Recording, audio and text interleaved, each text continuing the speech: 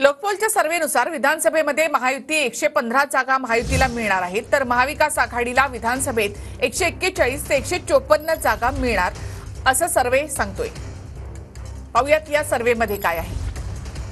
लोकपोलचा survey Mahayuti 115 ते 128, 38 ते 41% मतांचा अंदाज। महाविकास आघाडी 141 ते 154, 41 ते 44% मतांचा अंदाज।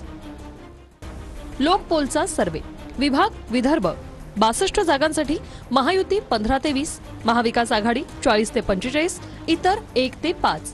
खानदेश 47 जागांसाठी महायुती 20 ते 25, महाविकास आघाडी 20 ते 25, इतर 0 ते 2। ठाणे कोकण 39 जागा महायुती 25 ते 30, महाविकास आघाडी 5 ते 10, इतर 1 ते 3। मुंबई 36 जागांसाठी महायुती 10 ते 15, महाविकास आघाडी 20 ते 25, इतर 0 ते 1। पश्चिम महाराष्ट्र 58 जागांसाठी महायुती 20 ते 25, महाविकास आघाडी 30 ते 35, इतर 1 ते 5। मराठवाडा 46 जागांसाठी महायुती 15 ते 20, महाविकास आघाडी 25 ते 30, इतर 0 ते 2। महाराष्ट्रातील सर्व रिजनमध्ये महाविकास आघाडीला पूर्णतः लोकांचं पाठबळ आणि लोकांची